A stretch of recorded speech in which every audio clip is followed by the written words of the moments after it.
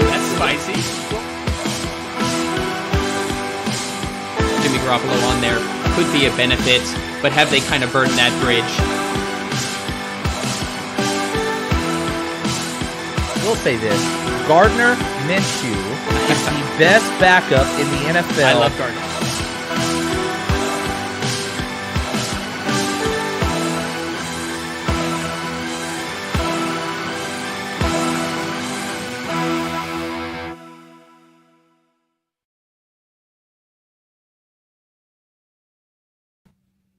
Welcome to 30 Minutes of Football with Legit Football. I am your host, Brian McFadden.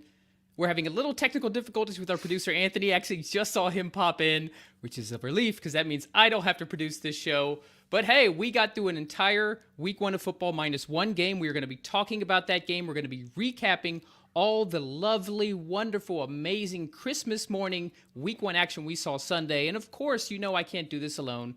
I've got Rich Jodice, a.k.a. the Pro Football Demon, joining me. Rich, we made it through the first Sunday. I'm hyped. We got some surprises, some not-so-surprises. How you feeling? I'm feeling okay. I'm still reeling from Joe Flacco throwing the ball 50-plus times. I didn't want to bring it up yet. I was a little early, but no, you jumped in. So it's on the tip of my tongue, man. But it was fun to see football again. Yeah, I think that was the real thing. Is week one's always interesting. A lot of the stuff doesn't translate to the rest of the year because there's not a lot of game footage for teams to study. Teams come out with all new concepts. Andy Reid is famous for that. And apparently Aaron Rodgers and the Packers are famous for just completely flopping in week one. They got destroyed by the Saints last year, ended up 14-3. I think they'll be okay, but we will certainly talk about them. So here we go. Let's jump right into the format. We look like we have a great crowd tonight. Yes, I'm eyeing the producer behind the scenes. It looks like we're ready to go. 30 minutes of football with Legit Football starts now. So how we're going to do this, Rich, I already let you know, is the first 15 minutes, or maybe less. Well, I think we'll recap the Sunday action. We already talked about, obviously, Thursday's game. And then we will, for the second half, jump into the Monday night preview. As usual, we'll wing it. We usually finish right on time, so we'll see how this goes. So before we go into the individual games, any quick high-level thoughts on what we saw yesterday in week one? The Giants looked a lot better than I thought they would. They seemed pretty well coached. I loved Brian Dable going on the sidelines, tearing into Daniel Jones. The Detroit Lions were exactly what I thought they were going to be. They're a fun team to watch. Yeah.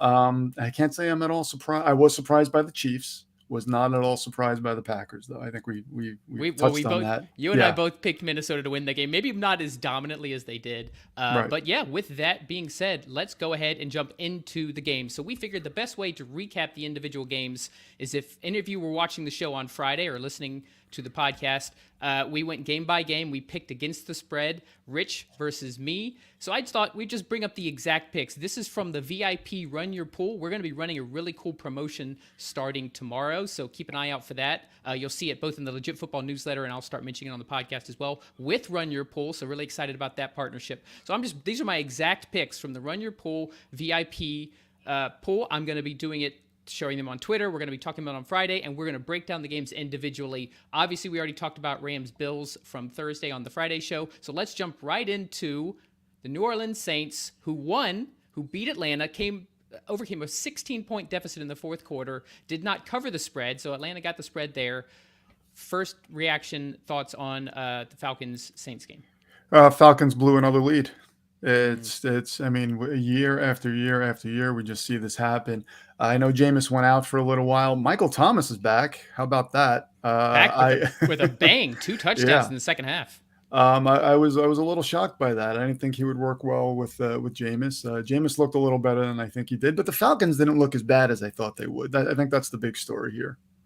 Well, they came out and they ran the ball really well. Cordell Patterson proved that last year wasn't just a fluke, and that he actually carried the ball over 20 times for, I think, about 120 yards. Yeah. I think the big question here are 2 things. One, they couldn't close out the Saints with that kind of lead in the fourth quarter. And 2, the Saints really couldn't move the ball on offense at all until they started going hurry up for actually most of the fourth quarter. They went to like a 2-minute offense, and then all of a sudden you saw Michael Thomas score those 2 touchdowns. Jarvis Landry had a great first game as a Saint. Yeah. Chris Olave caught that 2-point conversion. But at the end of the day, yeah, I think the story here is that the Falcons, what a prime opportunity. I've been talking up the Falcons, not as a great team, but as a team that's better than people think, and they almost proved me right.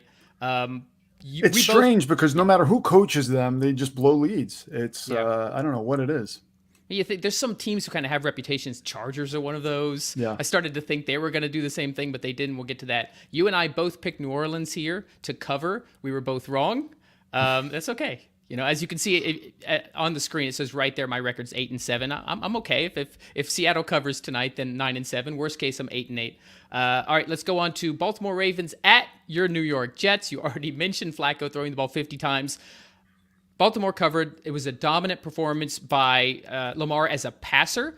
His 3 touchdowns were all long ball touchdowns. Devin Duvernay caught 2 of them. Which was cool to see because they're always asking like who's going to be that next receiver for the Ravens. But you, as a Jets fan, are you ready for Mike White? I was ready for Mike White. I don't see the point in not putting him in. Joe Flacco couldn't move the ball. He was statuesque back there. Terrified to see what might happen to him next week against Myles Garrett if they don't take him out of the game. We have both our tackles are injured. I just think this is a poorly coached team. I think they make bad decisions. I did like what I saw from some of our young playmakers. Yeah, sure, there were some mistakes, but you know these guys are young. Michael Carter dropped a would-be touchdown. Breece Hall had a fumble. Yeah. But other than the quarterback position, I can't say I was too disappointed in what I saw. The quarterback and the coaching, which are the 2 most important things in football, in my opinion, are the big question marks for the Jets. And they're no longer question marks. To me, they're just problems. Sauce Gardner had one of the, like a miscommunication on one of those long touchdowns to that's not reflective of all his first game as an NFL player. Garrett Wilson showed a little something. Yeah, a little wiggle. You see that? Yeah, a little wiggle. So there's some things to take away. I picked Baltimore to cover. You did not, or you picked the Jets to cover. Maybe that's a little homer in you. I don't blame you. It was the first week. I won't make you linger on this, and I will go over to Pittsburgh Steelers at the Cincinnati Bengals. This was one of the more entertaining games. Few of the games went into overtime. This was one of them. I picked Pittsburgh to cover, but I thought that Cincinnati would win. I was firm in saying that I just didn't think they could win by 7 with a 6.5-point spread. Not only did the Bengals not cover, they didn't win the game. Very exciting. Minka Fitzpatrick picked off Joe Burrow's first pass of 2022 and took it back for a pick 6. 4 turnovers total this defense forced Burrow into. Do you think that this is something to worry about as a Bengals fan, that they lost week 1 to the Steelers and that Burrow didn't look all that great? Yeah, they came back at the end and they kind of had that spark, or do you think this is just week 1? Like, don't overreact. Yeah, I don't think there's anything to see here. This is just week 1. It's not like Joe Burrow played a lot during the preseason. Sometimes these guys come out, it's their first real action. They're kind of getting the cobwebs out from the offseason, and that's a division game. They're always a little tougher than your average game. But yeah, I wouldn't be worried if I was Cincinnati. Yeah, I'm feeling the same. The one thing I am concerned of is that the offensive line. We talked about they'd made a very concerted effort to upgrade their offensive line in the offseason because that was really kind of what lost the Super Bowl for them. And the Steelers, maybe it's partly due to the Steelers pass rush themselves, but Alex Highsmith had 3 sacks. TJ Watt looked incredible before he got injured.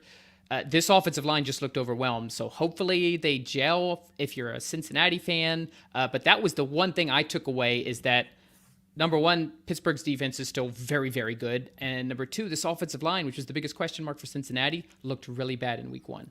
Yeah, and I think offensive lines, like you just said, sometimes it takes a little time for them to gel. I saw that with the Jets offensive line last year. At the beginning of the season, they were one of the worst in the league.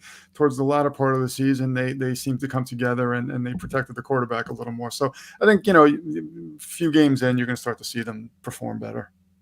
Yeah, I think so too. I don't think if you're a Bengals fan, you panic. And I don't think a Pittsburgh fan should be counting their playoff interest here. You still have Mitch Trubisky as your quarterback. Najee Harris, it's seeming like he actually will be okay for next week is the latest I've seen. But losing TJ Watt is going to be huge because the defense is what won this game for you. Hats off to Minka Fitzpatrick, former Dolphin, he blocked that extra point too that would have won the game for him. And Evan McPherson is human after all. All right, move on to my Miami Dolphins. Oh, God. It was a beautiful game. I'm going to be realistic. I'm going to give my honest take. So Dolphins win 20-7, more than cover the spread. This is a reflection of a few things. I don't think Tua looked amazing. Just to be honest, he's got better toys now, and the toys did well. He did the one touchdown pass he threw to Jalen Waddle was great. He put it right on the money and allowed Waddle to just absolutely blow by the defenders and go for that touchdown late in the second half or the first half. But the running game didn't really get much going. Tyreek looked fantastic in a number 10 aqua and white jersey. The defense was the answer here, along with New England's offense. Just that, as I predicted, and you were kind of with me here, they're going to be a problem. I think this could be a tough season for New England. What do you think? Yeah, I think this is going to be a really tough season for New England. I don't see how they are not creative whatsoever on the offensive side of the ball. And like we mentioned last week, they lost some defensive pieces. They're going to have a steep hill to climb. I don't know where their wins are going to come from. I'm assuming they're going to win a game here or there. Probably 2 against the Jets. It's got the Jets. I didn't want to say that, But against Miami and Buffalo, I mean, they are what is it? 1-8 now between Tua and Josh Allen. Tua is 4-0 against Bill Belichick. So if you cite him for anything else, at least he's undefeated against the greatest coach of all time. Yeah, and for Tua, he did not look bad. I'll say that. Yeah, right. He ran the offense well. He worked well within. I really liked the play calling. Yeah. I think that helped a lot. His receivers were open, and he hit the guys that were open. He didn't make any wow plays. Made a couple bad decisions and throws here and there, but none of them really hurt the team. I'd like to see some improvement from him. I like to see the deep ball. We didn't really get to see that, but I can't really complain because this game was never really in doubt. Miami controlled the entire game, and just beating up on Bill Belichick made me happy, and I'm assuming made you a little happy. Made me happy too, actually. Yeah. So next game is one of our surprises because both of us actually were high on Jacksonville for this game, and they almost pulled it off, but we got the full Carson Wentz experience from him coming out guns blazing, looking great, throwing a couple touchdowns, to him throwing a couple interceptions and letting Jacksonville right back in, to finally going back and scoring the winning touchdown at the end of the game. That's what you get with Carson Wentz. It's entertaining, but I don't like relying on a quarterback with those ups and downs. What do you think? Yeah, and week 1, everybody overreacts. I see people talking about, Washington looks great and Dallas is terrible. We can talk about Dallas in a little bit, but Washington beat a Jacksonville team who is coming off the Urban Meyer experience, as we've talked about. And we don't know that Jacksonville is a very good team right now. We think they're improved from what they were, which was terrible. But Washington, in a close game, Washington barely beating them. I don't think this is anything to get too excited about if you're a Washington fan. I agree. And I think the biggest issue, maybe a problem I didn't really consider, is that Jacksonville's offensive line didn't look great. Trevor Lawrence was under quite a bit of pressure. And Washington has a very good front line, so it's a little bit of each of those. But Lawrence made some good plays. Etienne had a really bad drop on 4th down near the end zone. So take a pause on the crowning Etienne as like the next great fantasy guy. But Jacksonville had their chances. I thought they played. To me, when a team fights back, that's a reflection of coaching. We're going to talk about the Giants a little bit later. And it already looks like a better experiment under Doug Peterson than it did under Urban Meyer, for sure. Yeah. This next one was probably one of, if not the biggest surprise for me. And that was San Francisco not only not covering, but the Bears winning. Now, there's a few factors to keep in mind. That game was horrible weather. Like a monsoon, just when you do the whole like Justin Fields sliding in the water, just like Bosa did, which kudos to you, Fields, for doing that. It's hard to get a real gauge on how a team is going to perform, especially a rookie quarterback, when that's the first start that you see. That being said, Lance didn't look good at all. He made some bad decisions. The interception he threw, he just stared down his receiver, did not see the linebacker coming over, or maybe it was the safety, and just threw it right at him. And didn't really get much going on the ground. Elijah Mitchell is injured. Looks like he's going to be out for about a couple months. The defensive line was really pressuring Fields in the beginning, and that offensive line but then they gelled a little bit. Chicago kind of found a little something. That also reflects on coaching. You got Matt Eberflus as the new coach. This Bears team played a little better than they did in the past. So maybe that's a reflection of a scrappy team where we're not giving them enough credit. What are your thoughts on the game? Yeah, under 50% completion percentage for Justin Fields. That is concerning. I don't care what the weather looks like. I'm sorry, Trey Lance. Justin Fields looked like the much better quarterback from my eyes. You have San Francisco has Seattle next week. We're going to see how Seattle looks tonight. But if they drop that game with Justin Fields, Trey Lance looks similar to the way he looked in that game. They have a few questions. They have a decision to make. It's in terms of the quarterback position. So yeah, I don't have high hopes for Trey Lance's future with San Francisco. Being the quarterback for this season, his future as far as this season goes. Crazy to think that is now a narrative that's already going back out there. Everybody had written off, us included, written off Jimmy Garoppolo as a member of the 49ers, and we're speculating all offseason where he's going to end up. And now we're like a step closer to like, hey, maybe they should put Jimmy G in instead of Lance. Guys, pump the brakes a little bit. It was his first real NFL start. The weather was atrocious. Yes, it was against a really bad team, a game they should have won. Let's see how he looks, especially next week in Seattle. Division game, yes, but I'm not high on how the Seahawks look. If they start 0-2, okay, we'll talk about that kind of conversation next week. Let's jump and talk about the Baker Mayfield revenge game, which almost ended in victorious for him, but the rookie kicker for the Cleveland Browns, I don't have his name in front of me, kicked 58-yarder to win the game. Kudos for Cleveland. I think they're most people's kind of enemy of the state this year with everything that's gone on with the Watson stuff, but they did end up winning on the road in Carolina. Your takeaways? Kareem Hunt looked phenomenal. I think Carolina is pretty much what we expected them to be. They're going to have a little fire in their bellies, but I wouldn't necessarily say they're a good team. Christian McCaffrey doesn't look like himself, so that's a little concerning. Is that shin thing a little more serious than we might have thought? But that's pretty much what I expected. They didn't give him that many touches, also, which is like, are they trying to like ease him in and not overuse him? Yeah. I want to give my thoughts quickly on this because then we can start in the second half. I didn't like Matt Rule. Didn't really make great. I'm still questioning him as a coach. I think this is going to end up being his last season. I like the fire Baker showed at the end. Nice touchdown to Robbie Anderson, but couldn't get it done in the end.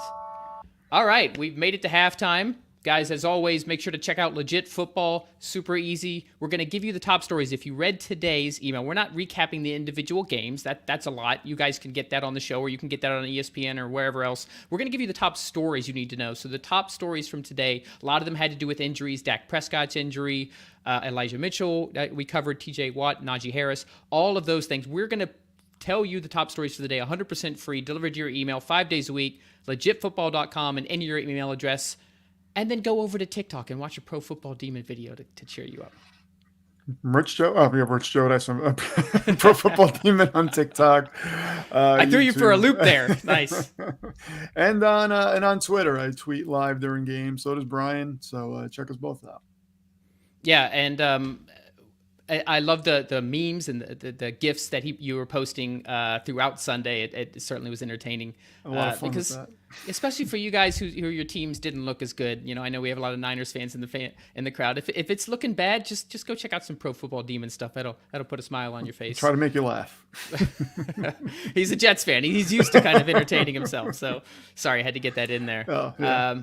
All right. So we have one of the Seahawks. We are going to get to the preview. So a lot of you guys wanted us to dig a little deeper into the Broncos-Seahawks game. That's what today's for. So we're going to finish up the recap, and then we will talk about the Monday Night Football game that's coming up soon. Once our producer gets that 15-minute clock ready, awesome. Let's go ahead and jump into the second half. I'm going to go ahead and bring up the rest of the picks. All right, so let's go on and talk about another one of the surprises. Houston, 20. Indianapolis, 20. So we had a tie in week one, which is like the absolute worst. Like, why do they exist in the NFL? Like, this is absolutely the worst division in football. 2-2. Yeah, these are the division winners. Yeah. Right? Because Jacksonville lost, Tennessee lost. So Houston and Indianapolis, having tied each other, are tied for first in the AFC South. This is the new NFC East, I guess, which is not a nice thing to say. Yeah.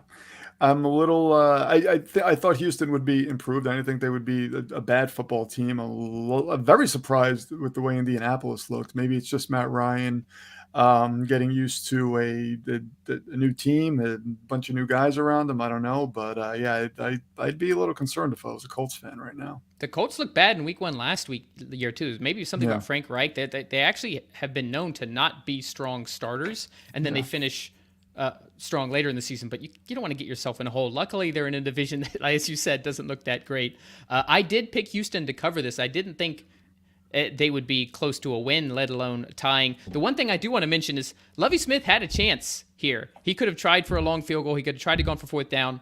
He punted essentially to ensure the tie. Mm-hmm. I have a problem with that. What is your thoughts? I absolutely have a problem with Okay. that. Yeah, just try to win the game. I mean, Yeah. Why What not? good You're is a not. tie? There's so little expectations for Houston. Some people picking them to finish 32nd and get the number 1 overall pick. Why don't you go for the win? Look at Brian Dable. Yeah. Can we just skip? I know Tennessee is not next. We're going to skip down because I want to talk about this Tennessee Giants game. We've mentioned it a few times. I just want to preface this by saying Brian Dable is the coach I wanted when we hired Robert Saleh. So I just get a little pain in my heart every time we mention his name. This was such an example of coaching because Tennessee dominated this game for most of the game, especially in the first half. They had a 13-0 halftime lead. Their defense, they pressured. I saw a stat earlier. They pressured Daniel Jones, Danny Duds, for like 69% of his dropbacks. He was constantly under duress, so the pass rush looked good, even without Harold Landry, who was lost to an ACL. But this team fought back, right? And they came and tied the game up. Tennessee goes back and scores 2013. Then they go right back. Saquon, by the way, the revolution is here to stay with Saquon. But Brian Dable, down by 1, doesn't go for the tie, doesn't do a Lovie Smith punt, and he goes to the 2-point conversion. Saquon gets it. The Giants walk away with the victory, while the Tennessee Titans, last year's number 1 AFC seed, go home with the loss. Yeah, and it shows he's out to win. Nobody expects much from the Giants. He knows that. I'm sure he reads the headlines.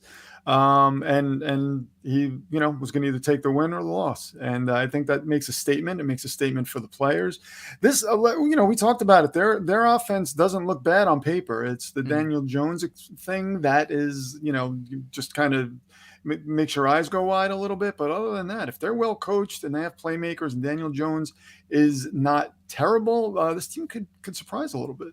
But the defense does look bad on paper, and I was surprised by Tennessee's moved the ball a little bit, but not much. So Derrick Henry, back from his injury, he had 82 yards on 21 carries. One of those carries was an 18-yard run. You take that out, and he's got barely over a 3-yard per carry average on 20 carries. That's not good, and they don't have A.J. Brown, who, by the way, we'll talk about the Philadelphia game next. Yeah. You should not have traded him away. Like, this guy set records in his first game with the Eagles.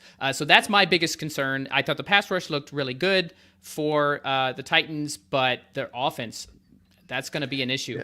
Yeah. And this is around the age when running backs start to fall off a cliff. And Derrick Henry's had a lot of usage, and I think that's what we're starting to see now. Yeah, agreed. So let's talk about that Eagles game next. Philadelphia, here's another example, by the way, of good coaching. It didn't work out in the end for Dan Campbell.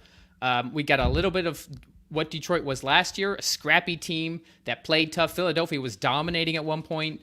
But credit to Dan Campbell and the Hard Knock Lions, the grit for fighting back and at least covering. The final score was 38-35. Saw some things to like on the offensive side of the ball. On the defensive side of the ball, Philadelphia essentially had their way, both in the pass game and the run game. They rushed for over 200 yards against that Detroit defense. So this is going to be a case of you're going to have to be in shootouts, and you're going to hope to kind of maintain, because that Detroit defense didn't look good. Your thoughts? Yeah, and I like what I saw from DJ Chark. I like what I saw from the receivers. I like what I saw from the Detroit offense as a whole. DeAndre Swift looked fantastic. Swift. And you have Jamison Williams coming back at some point during the season, I think about midway through the season. So that's going to add another layer. Yeah. So, I liked what I saw from Detroit. I think I said, I picked them with the points, but I didn't think they would win. Correct. You called this exactly right. You picked Detroit to cover, but did not pick them to win. I'll give you credit there, but I'm going to quickly say that I am ahead by 2 and the picks here. So that's fine. we It's don't a have to say long anything else. season. It is we a talked long about not season. overreacting, Brian. Yes, Look what that's we right. did. I had to throw in. I'll take my victories while I can. All right, let's go. We got just over 9 minutes left, and we still got to preview Monday Night Football. Next game up, Chargers at Raiders. Or sorry, at home. Raiders at Chargers. Wow, the defense. We talked about these new additions. Khalil Mack, 3 sacks. Joey Bosa had a sack and a half. And crucial plays for Mack. He had that a strip sack, a big sack at the end that really kind of put the Raiders back against the wall. Justin Herbert still looked like Justin Herbert. 3 touchdowns to 3 different receivers. Keenan Allen is banged up, but I'm not even sure it really mattered. Herbert just looked great. I thought this was a complete performance on both sides of the ball from the Chargers. They're looking good. What do you think? Yeah, I was very surprised with what I saw from Derek Carr. He just looked like, he just looked outmatched. When you look at one side of the field, you see Justin Herbert, and then you see Derek Carr. He looks small. You're right. He couldn't take his eyes off Devontae Adams. He needs to get Hunter Renfrow involved. Yep. So yeah, I did not like what I saw from the Raiders at all. It surprised me. I thought that they would. I didn't know that they would win, but I thought it would be a lot closer than this. Well, like you said, they over-targeted Adams. Like, that was clear. I think it was like 3-1 Adams versus all the other receivers. You still have Darren Waller, one of the top tight ends. Hunter Renfrow is one of the best slot receivers, hyper-targeted. And Adams had a good game. Don't get me wrong. You're going to have to find a way to spread the ball around, especially because that offensive line looked really bad. It's a combination of a fantastic pass rush from the Chargers versus a bad offensive line for the Raiders, and it just made Derek Carr was running for his life. But they'll definitely need to make some corrections there. Let's talk about Minnesota Vikings. 23, Green Bay Packers 7. We both called it. You have been on this train longer than I have. I've been on that Minnesota was frisky, but I thought the Packers would ultimately win the division. Yes, it's week 1, but the Vikings looked fantastic under Kevin O'Connell. That offense is scary, and the defense looked really good. They overwhelmed that injured Green Bay Packers offensive line. I'll give them that. Elgton Jenkins and David Bakhtiari both didn't play. They lost a guard during the game, but man, this Vikings team front to back, offense, defense, like the Chargers, complete performance. And if Christian Watson catches that deep ball from Aaron Rodgers and he gets in the end zone, maybe we see the trajectory of this game go a little different. But this is exactly what I talked about with Aaron Rodgers. He's going to ghost these young receivers if they make mistakes, which he did. Mm-hmm. He did it to Romeo Doubs too. And his body language is terrible. Once he's playing from behind and mistakes start to get made, I don't think his heart is in it. So that's why I don't see Green Bay rebounding the way they did last year. Maybe they will, but he doesn't have Devontae. He can't target Devontae Adams 16 times a game like Derek Carr's doing. So yeah, I don't have high hopes for Green Bay this season. I was surprised by how well that O'Connell offense moved the ball against what could be a top 5 defense for Green Bay. So hey, you might be onto something with the Vikings here. 2 more games to preview to recap before we get to Monday Night Football. Kansas City Chiefs absolutely demolished Arizona. Wow. This is one of those that this happened exactly as I saw it happening. Arizona just way undermanned when it came to stopping this Chiefs offense, spreading the ball around. Andy Reid has all sorts of plays up his sleeve, little shovel passes, and just you give an entire offseason to Andy Reid, he's going to beat you. And just a superior team, not a lot of weapons. Kyler Murray was under a lot of pressure. The Chiefs pass rush looked good. I don't have anything else to say. Completely dominant performance. Let's see them carry it through the rest of the season. Yeah, let's see if that happens. This could be a little bit of fool's gold. Patrick Mahomes didn't have much pressure on him at all. When the game plan's pretty easy for him, he looks phenomenal. But once he starts getting rushed a little bit, and we saw what the Chargers defensive front can do, we'll see what Denver's defensive front can do tonight. But I'm going to pump the brakes on the Chiefs a little bit. They did look phenomenal, but I'm going to pump the brakes a little bit. Fair enough. It's only week 1. We can't overreact too much. And finally, Sunday night game, Tom Brady, the ageless wonder, and the Tampa Bay Buccaneers, 19-3 final score. At least for me, the biggest takeaway here is just how bad Dallas looked. What about you? Yeah, they looked horrible. And I called this. I said their offensive line is bad. Without Amari Cooper, Dak's numbers are terrible. We don't know what we're going to get from Zeke. CD had 2 catches. Yeah, 2 catches on 11 targets. Yep. This is a bad team. That's all I have to say. But poorly coached, a bad team. I'll say this.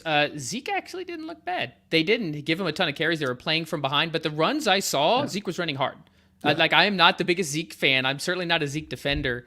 But if I have to credit something, and Micah Parsons still look like Micah Parsons. Yeah, Zeke didn't look. I'm sorry, Zeke didn't look bad, but you can't just put the ball in his hands and let him carry the offense. True, agreed. Yeah. Especially when you don't have a lot else going on, and now they don't have Dak Prescott for 8 weeks or so, 6 to 8 weeks as he undergoes thumb surgery. Cooper Rush will be the quarterback for the Cowboys unless they add someone else, maybe Jimmy G. Okay, we've got just over 4 minutes to go. Let's use the last 4 minutes to preview Monday Night Football. Russ Wilson, former Seattle Seahawk, possibly future Hall of Fame quarterback, won a Super Bowl for the city of Seattle, now coming back as a Denver Bronco. I have Seattle covering, but I have Denver winning. We talked about this already, but let's go a little bit more in depth. Give me your thoughts on Broncos at Seahawks. I think we're going to see, as they say, Russ Cook tonight. I think he is going to come out all guns blazing and just attack this defense. And just look to put them away early and show Pete Carroll what he is missing, show Pete Carroll that he should have been more respected when he was in Seattle. And tried to trade him 17 times. Right, yeah, I think Seattle fans are going to look at this and they're going to go wake up with a hangover tomorrow, Russell Wilson hangover tomorrow. To me, there's really two clear paths, directions that this could go, and one is exactly what you laid out, is that we've been saying for the past couple years that Denver's won a quarterback away. They had Drew Lock, they had Teddy Bridgewater. Now they've got Russell freaking Wilson. They've got weapons galore. They have a very, very good defense, especially in the secondary. But the other one is what I outlined on our Friday show, and why I'm picking Seattle to cover is I just could see this as a game where Seattle knows Russell Wilson. They know his tendencies. They certainly know what they didn't like about him. Pete Carroll is very much going to want to control the clock. He wants to do that anyway, and he doesn't. I don't think, regardless of what he says in public, he has much faith in his quarterbacks. Geno Smith, Drew Lock, doesn't matter. You got Rashad Penny, who ended last season as one of the most efficient runners in the NFL. Their offensive line starting 2 rookies. You're going to want them to be a little bit more physical. I think the Seahawks are going to try to control the clock. I think they're going to try to run the ball a lot. I think you've got that large crowd that if they can at least hang tough in the beginning, you've got the Seattle 12 welcoming Russell back, whether it's boos, whether it's cheers, doesn't matter. It's going to be loud. So I could just see a scenario where this game stays close and that Denver pulls it out in the end. I can't really pick Seattle to win, but I just see this scenario where Denver doesn't win by a full touchdown. You're counter. Tell me I'm wrong. Yeah, I am counter. It is going to be loud, but Russell Wilson is used to it being loud there. I know it's going to be on the other side. I just don't think it's going to affect him much. I think he's going to, we talked about Baker Mayfield having all this animosity toward his former team. I think Russell Wilson has that too, and Russell Wilson is light years more talented than Baker Mayfield was. And I just don't think this is a very talented Seattle team on either side of the ball. So I think this could get ugly. It is a revenge game, and we can look at it and think it's going to be close, but my logic tells me it's not going to be. Well, here's a question then: if it is a blowout, do we see Drew Lock tonight? Possibly, if Geno Smith can't move the ball and looks terrible, and they're down by like 3-4 touchdowns. Yeah, I think it's possible we could see Drew Lock, and I mean, might as well at that point just see what you have. From an entertainment value, do you want to see Drew Lock tonight? Because that was the trade, right? So Drew Lock went to Seattle while Wilson went to Denver. So I mean, there's a part of me that kind of wants to see like the two guys who were traded for each other battle, or is that just me? Yeah, well, I think you're being a little fast and loose with the word battle. Yeah, okay, fair point. But just the entertainment factor of it. Entertainment factor. It might be interesting to see Drew Lock in, but this is a guy who lost out to Geno Smith, so Drew Lock coming in.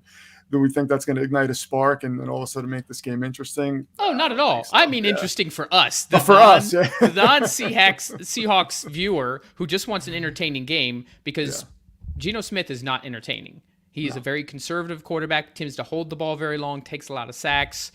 Smart in that he doesn't turn the ball over, which is why I think he's starting. Drew Lock is the opposite. He's a gunslinger. He tends to sling it to the wrong team more often than not. Right. But at least from an entertainment factor, if we're talking Monday Night Football first week of the season, I would like to see Lock come in.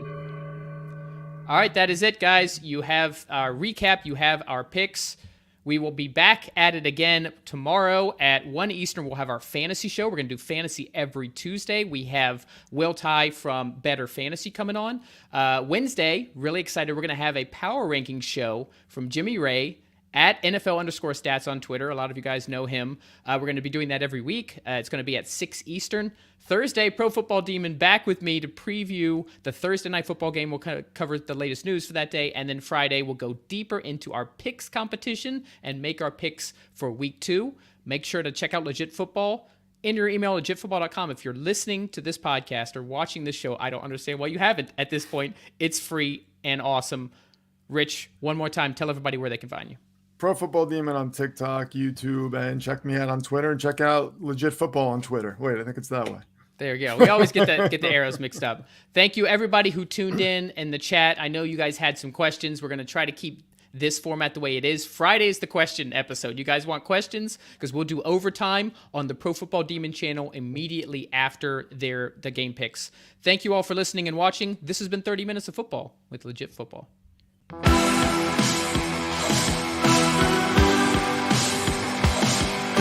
That's spicy. Jimmy Garoppolo on there could be a benefit, but have they kind of burned that bridge? We'll say this.